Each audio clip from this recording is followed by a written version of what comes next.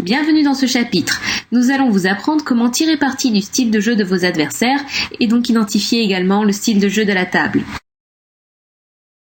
Dans le cours précédent, nous avons appris à classer nos adversaires en fonction de leur style de jeu en 4 grandes catégories.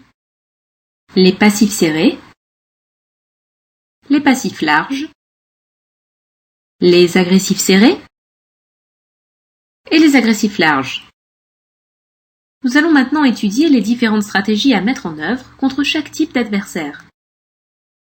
Votre premier adversaire se situe dans la première catégorie, les passifs serrés. Contre celui-ci, n'hésitez pas à relancer fortement. Son naturel conservateur le poussera à jeter sa main plutôt qu'à suivre votre relance. N'hésitez pas non plus à bluffer. Là aussi, sa frilosité joue en votre faveur. S'il vous voit sur une grosse main, il abandonnera le combat. Mais si vous n'êtes pas prêt à miser un gros paquet de jetons, jetez vos cartes. Contre un passif serré, il vaut mieux jouer fortement ou pas du tout. Si vous pensez qu'il a le jeu max, n'allez pas dans le mur et laissez passer l'orage. Attaquez-vous également à ses blindes. Il n'aura que rarement une main assez bonne pour vous suivre. Mais méfiez-vous de ses relances, elles sont souvent synonymes de gros jeux. La deuxième catégorie d'adversaires sont les passifs larges. Notre premier conseil est d'éviter le bluff.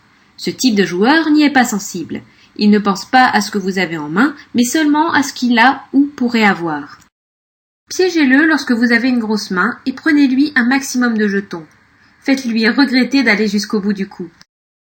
Et n'attendez pas une paire d'as pour l'affronter. Il est difficile de prédire ce qu'un tel joueur a en main, mais son jeu n'est souvent que potentiel. Et s'il veut une carte supplémentaire, il doit la payer cher. N'entrez pas non plus dans son jeu et ne suivez pas aveuglément à votre tour. Cela vous évitera de lui offrir cette carte qu'il attend avec tant d'espoir. Si vous pensez avoir un meilleur jeu que lui, relancez. Faites-lui payer son envie de voir des cartes. Votre troisième adversaire est un agressif serré. Concernant la stratégie à appliquer, il y a peu de différence entre un style passif serré et un style agressif serré. La seule chose qui change vraiment, c'est combien va vous coûter